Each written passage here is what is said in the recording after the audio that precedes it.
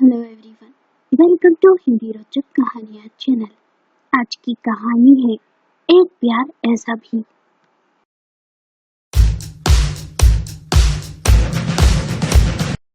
रानी गांव के छोटे से किसान राजू की बेटी थी। रानी बहुत ही खूबसूरत थी।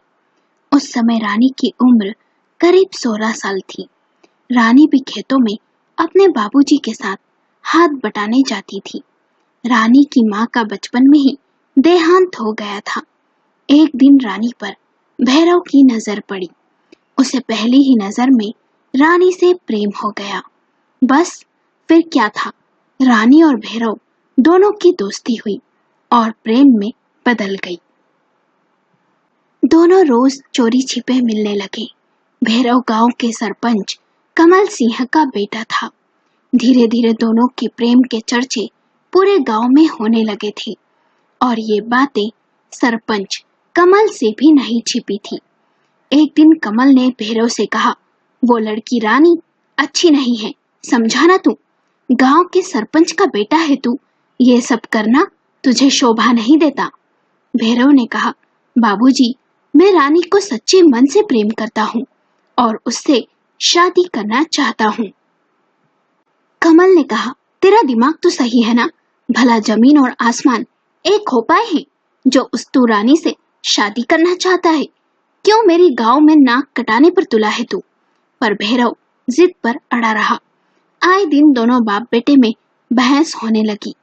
कमल किसी भी कीमत पर भैरव और रानी को जुदा करना चाहता था।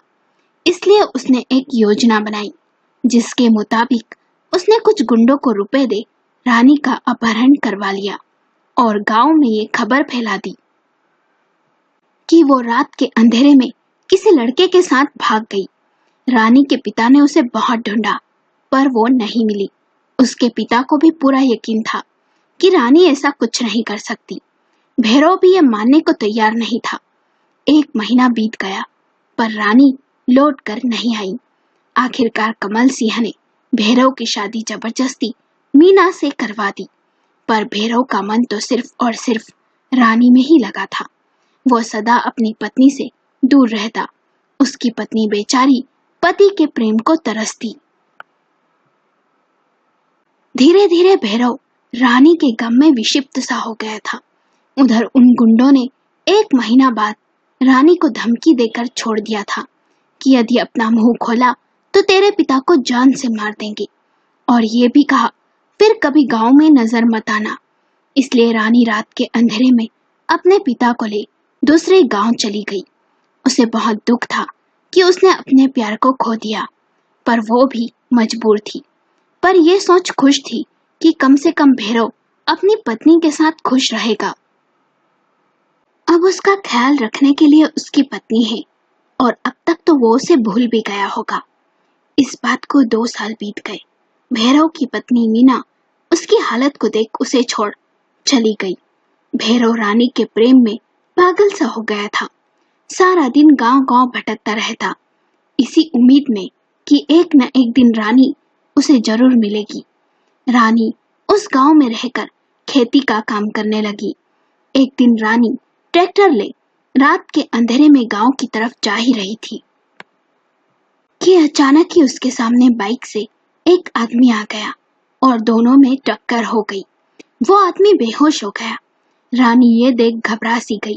मन तो किया बिना रुके वहां से चली जाए, पर ऐसा कर ना सकी।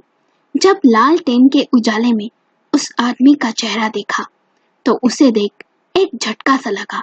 वो और कोई नहीं, भैरव था। रानी बहुत परेशान सी हो गई। अब क्या करे?